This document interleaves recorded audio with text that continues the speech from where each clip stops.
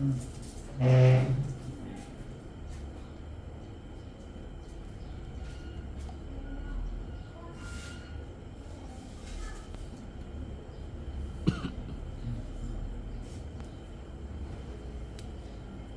જય ભીમ મિત્રો, હું સામાજિક કાર્યકર મનસુખભાઈ ગોવિંદભાઈ રાઠોડ, ગામ રામોદથી.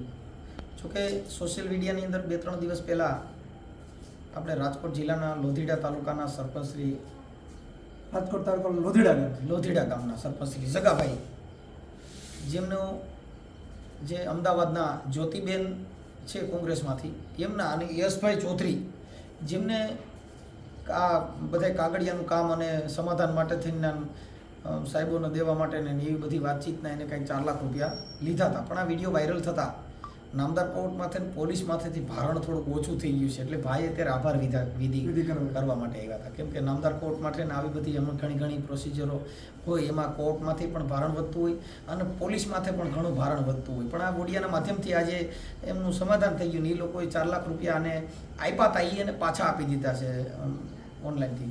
એટલે સરપંચશ્રી અહીંયા મળવા આવ્યા હતા. તો અમે આજે સોશિયલ મીડિયામાં જે વિડીયો વાયરલ થયો તો એનાથી બધા આમ જનતા બધાને જાણ કરવાની કે ભાઈ આ પતી ગયું છે અને એમ લોકોને 4 લાખ, પણ એમના જે ભાણેજ છે એમને જે 30 લાખ રૂપિયા દીધા છે એ નથી આપ્યા.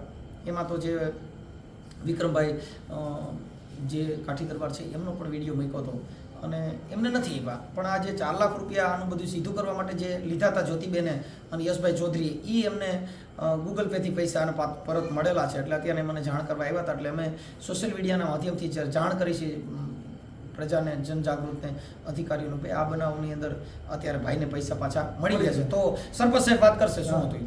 લોધીડા સરપંચ જગાભાઈ વિશે આપણે જાપડિયા ખાસ મનસુખભાઈનો હું આભાર વિધિ કરવા જ આવ્યો હતો કે ખરેખર મને હું બહુ ફેર્યો હતો મને ફરી આ જવાબ નહોતા દેતા, પણ છતાંય મારા વિડીયો વાયરલ થતા મનસુખભાઈએ વિડીયો વાયરલ કર્યો એટલે જ્યોતિબેને અને યશભાઈ ચૌધરીએ મને 4 લાખ રૂપિયા મને પરત કરેલ છે.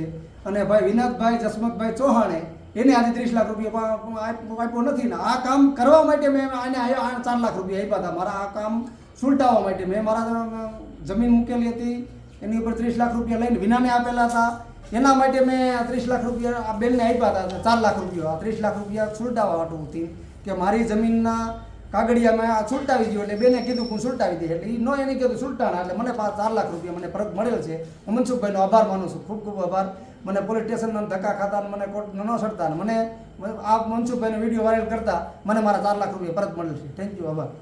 જે બી મિત્રો, જો કે આ ભારત દેશની અંદર કાયદો વ્યવસ્થા અને સારા અધિકારીઓ અને નામદાર કોર્ટ, લોકશાહી, બંધારણ મુજબ આ બધું કામ થતું હોય છે.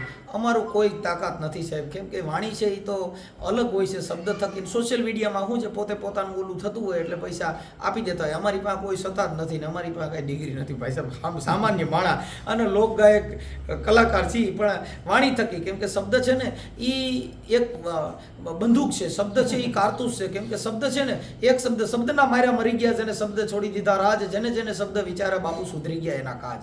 આ જે કાંઈ શબ્દ છે એ અખિલ બ્રહ્માંડની અંદર કંઈક શબ્દ અલગ છે સાહેબ. કેમ કે આ શબ્દ જેને લાગી ગયા, જેને શબ્દ લાગ્યા, તો ગોપીચંદ ભરતરી જેને રાજપાટ છોડી દીધા, જેને શબ્દ લાગ્યા એને આ દેહ છોડી દીધા, જેને શબ્દ લાગી ગયા સાહેબ એના જગતમાં જેને સુધરી ગયા કાજ. આ શબ્દ છે ને એ કરોડો રૂપિયા દેતા શબ્દ મળતો નથી.